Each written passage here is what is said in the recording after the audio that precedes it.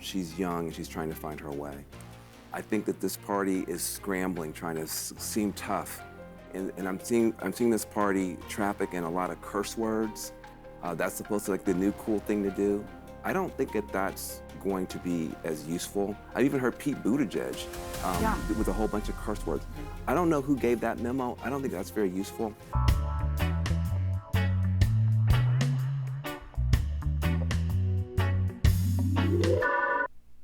What's going on YouTube? It's your host, Bruce GNT, back again, and you already know what we're about to do. We're about to talk about your homegirl, my friend, Jasmine Crockett. Now, look, before anyone, has a chance to say anything, I just want to let it be known, I don't dislike Jasmine Crockett. I really don't. I dislike a lot of her stances on certain things and how she conducts herself when it comes to being a representative of Texas and just in general. Like, I don't like her overall vibe as a person. I don't know her as a person, so I can't speak on that. So before anyone gets their panties in the wad and goes, "Oh, he's hated on a black woman," yeah, before you do all that, just know that I don't have hate or even dislike in my heart for this woman, but I will call her out when she does dumb shit and or says dumb shit. So let's not waste any time. Let's jump right in. Hey, y'all. Listen, so if you've ever paid any attention to me, y'all know that I always have remarks and then something else happens.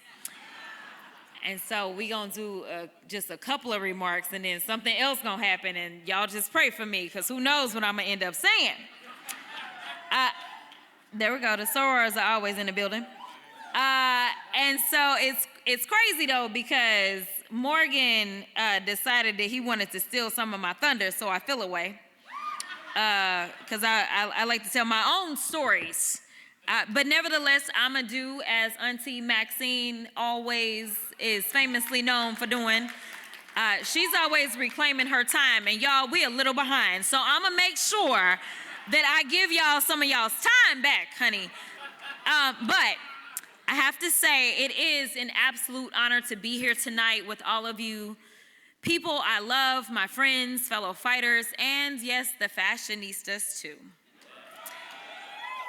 I want to start by thanking you so much for inviting me here tonight. I don't know that y'all really know what y'all got yourselves into by doing the invite, but nevertheless, let me make sure that I say thank you to the fearless warrior and leader of this organization, the amazing, soon to be dropping the baby, Kelly Robinson.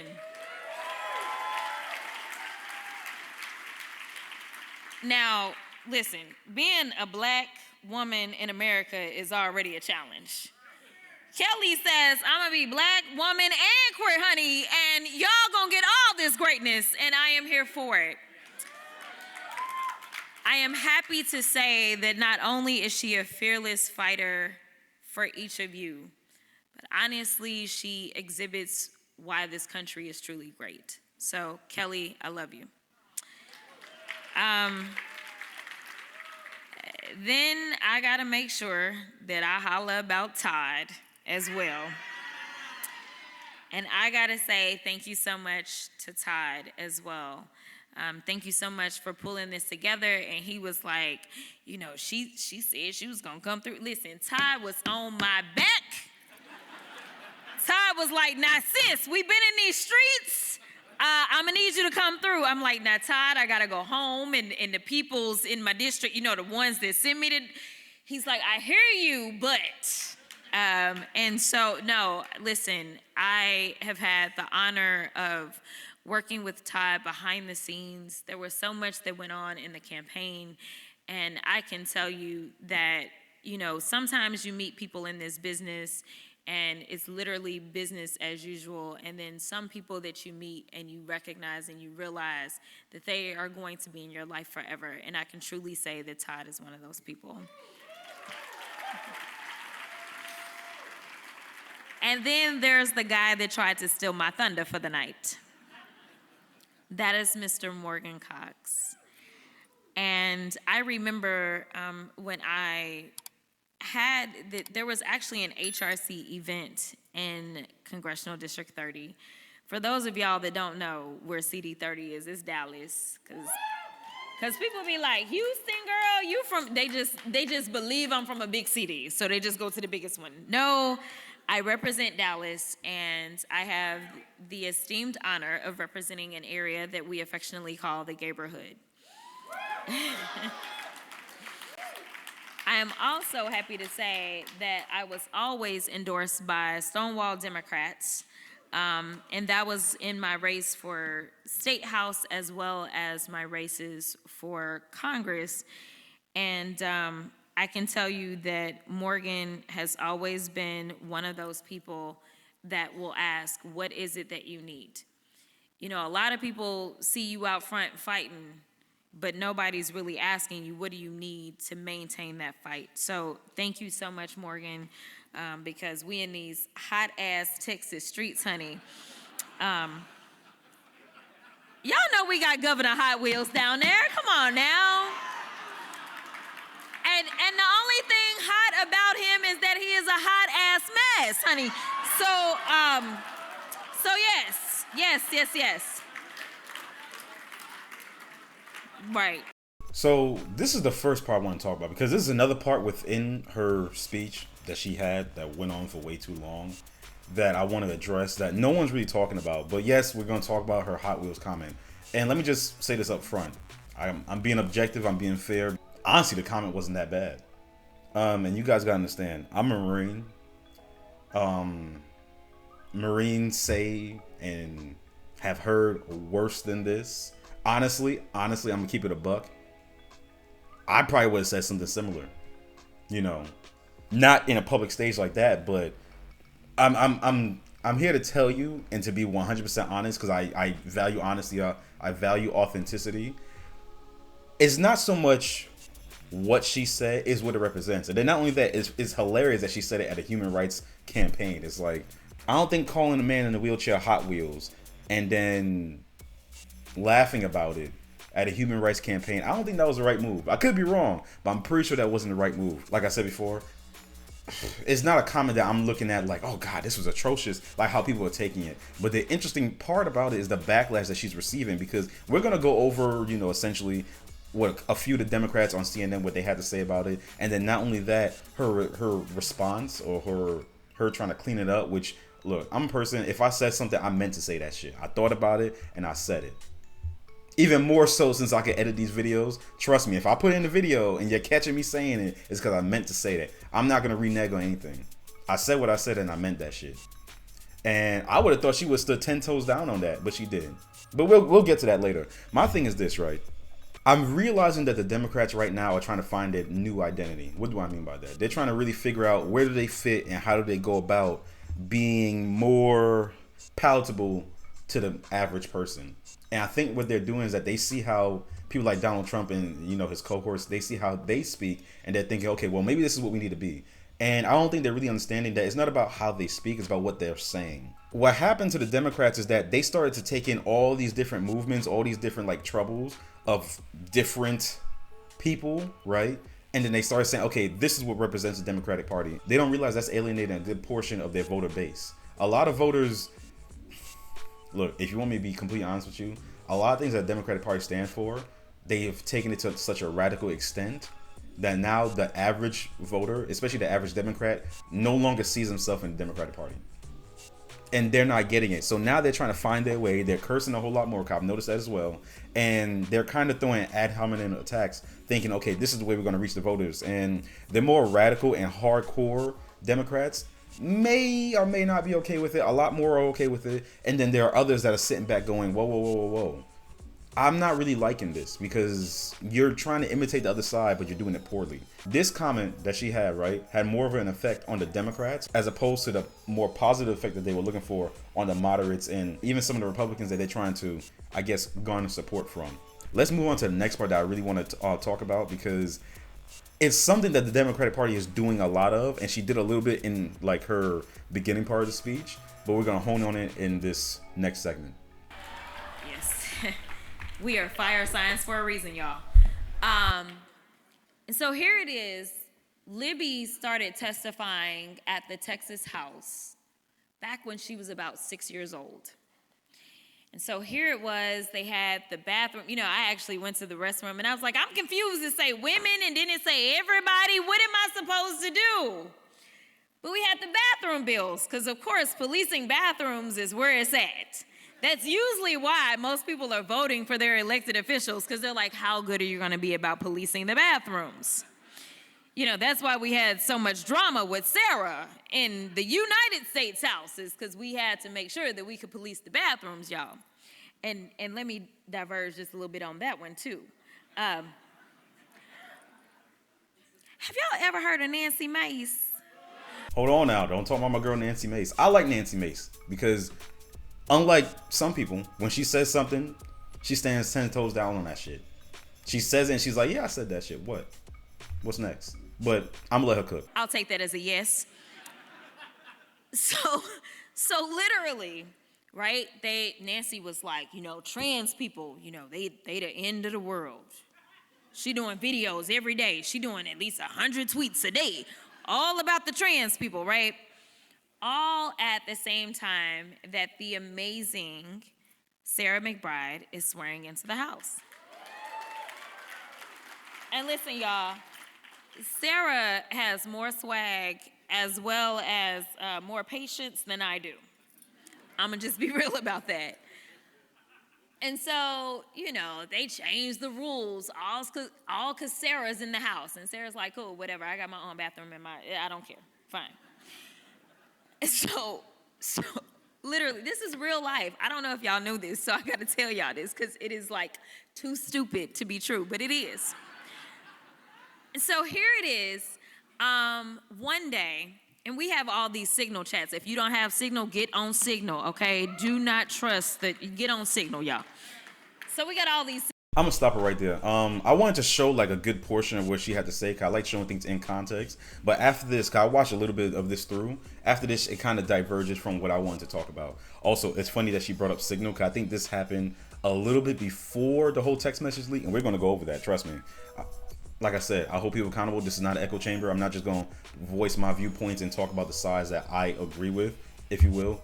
We're going to talk about everything. But before we get there, that's another video. Women, y'all going to be your own downfall. Truly you will. You're going to be your own downfall. Why do I say that? I say that because, look, I have no issue if you're trans. I have no issue if your name was Billy and you want to be called Barbara. I don't give a fuck. I'm going to call you Barbara. You know what I'm saying? I'm going to give you that type of respect. More than what other people would give, but that's what I'm comfortable doing, so that's what I'm going to do. You know, if you start to ask me what do I think you are, that's a whole nother conversation. I've noticed, and this isn't new, this has been going on for a few years now. I don't know what's with women and trying to like pander to the trans community and be like, well, they're more women than me, and you know, they even more beautiful than me, they got more swag than me. I know who she's talking about, Sarah McBride. I've done like my research on her and everything like that, and I've looked into it to like pretty much see, okay, what is it, what's the discourse, what's the issue. Sarah McBride does not have more swag than Jasmine Crockett. I may not be a fan of Jasmine Crockett, but I'm not gonna sit up here and try to front and be like, she don't look good and have like has herself together comparison to who she's talking about. No, the whole discourse about it was that Nancy Mace, when Sarah McBride got sworn in because she got elected, I forgot which state, but I'm gonna have it on the screen, and she said, hey look, I don't feel comfortable with this person using the women's bathroom. I'm a survivor of sexual assault and I don't want this.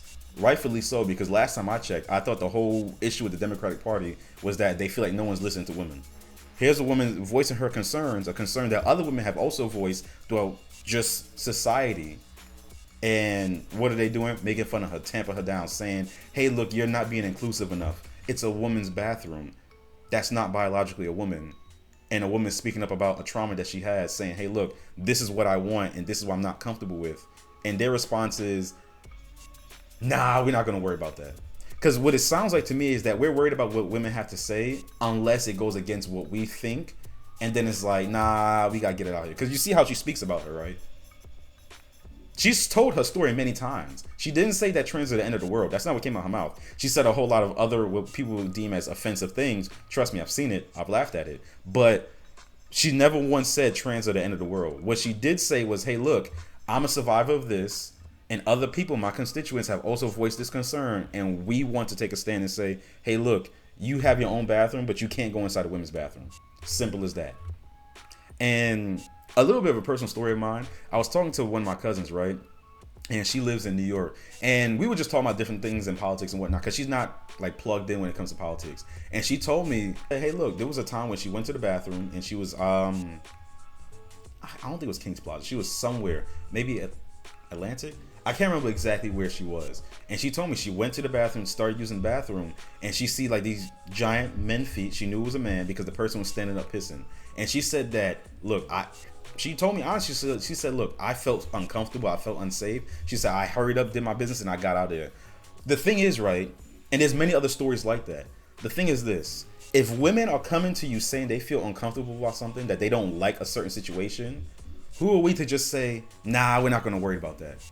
The whole point, especially for the Democratic Party, is that we need to listen to women. She sat up here before and said, it's already hard being a woman up here and being black. My cousin's a black woman, and what? You're going to tell me that her opinion doesn't matter?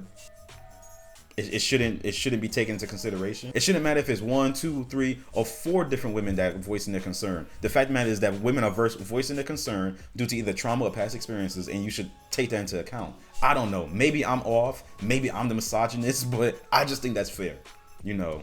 And like I said before, I don't care what you want to be called, but at the end of the day, we have segmented and separate bathrooms for a reason. She made a joke about it, but she even said herself, she's like, she went to women's bathroom. She's like, I didn't know where to go. She's like, it said for everyone. I'm confused. Do I belong here? Do I not belong here? Not everyone that identifies as trans is like some type of predator or some type of like violent person. I'm not saying that, but what I am saying is that we have to take into account that there are some bad actors out there in the world that are going to take advantage of certain situations like this. And this is definitely a situation where someone take advantage of. But that's enough of that. I'm not going to listen to the rest of this because trust me, I listen to a great deal of it. She rambles. She doesn't have a script. She needs to stay on script or have something better to talk about because she just kind of goes on and on and on. It's ridiculous. So before we jump into the CNN video, what we're going to do, we're going to go over Jasmine Crockett's response and how she kind of sidesteps accountability and what she said about the whole Hot Wheels comment.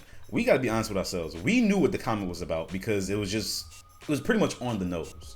So before they get to speak about it, we're going to look at it and judge on our own basis. I wasn't thinking about the governor's condition. I was thinking about the planes, trains, and automobiles he used to transfer migrants into communities led by black mayors, deliberately stoking tension and fear among the most vulnerable. Literally, the next line I said was that he was a hot-ass mess, referencing his terrible policies. At no point did I mention or allude to his condition. So I'm even more appalled that the very people who unequivocally support Trump, a man known for racially insensitive nicknames and mocking those with disabilities, are now outraged. So here's my thing, right? I'm not one to use certain terms like gaslighting too much because I feel like it's overused, especially in today's day and age. But don't gaslight me into making it seem like I don't know what you meant when you called them Hot Wheels. Because why else would you call them that? And then to use the whole, because she tried to make it a race thing, and they always do this. I was thinking about the planes, trains, and automobiles he used to transfer migrants into, whatever the fuck. Only, I guess all of them have wheels, so to speak, but that was the best you could come up with when it came to talking about how he bussed those people to black communities. And also, he didn't just send it to black mayor communities. He sent it to communities that were sanctuary states because a few of them were not only black mayors. A few of them were white. So we're going to sit here and make it seem like, it's a whole racial thing. And look, we're not going to spend too much time on this. I just want to address the point where instead of just standing 10 toes down and saying, look, I said what I said, she didn't do that. She pussyfooted out. She reneged. My thing is this, if you're going to say something, say with your whole goddamn chest. You meant what you said, and you meant about his condition. Don't try to, I don't have Boo Boo the Fool written across my goddamn forehead, all right? To say, at no point did I mention or allude to his condition. The Hot Wheels part was the allude to, dumbass. Like, what are you talking about? That's what allude to mean, to not directly state. So don't try to play us and make it seem like, hey, look, I don't know where they got this from, really. So every single last person that heard that and thought that we're just stupid. That's what you're saying. Let's jump right into the CNN vid. First of all, have you met MAGA? Have you been to a MAGA rally where Trump is mocking a disabled journalist or a POW? Or saying we should punch him out. I mean, It is rich. And let me tell you, I have been very, very out there on criticizing Trump for that disgusting, disgusting rhetoric that has coarsened the language around politics. It's gross. He's why we got here. And what she did was disgusting. And I am not going to accept her spin of this. It's disgusting and gross to mock someone who is disabled just because you don't like them. And if Democrats, this is your idea, this is what your party's going to do now, is do Trump but gross but worse and then pretend it's not. I'm not here for this, and please do better. Please, this cannot be the answer for the future of the Democratic Party. I mean, I think actions speak louder than words. And in this instance, I think we have a president who, when the plane crash happened in Washington, D.C., he blamed it on people with disabilities.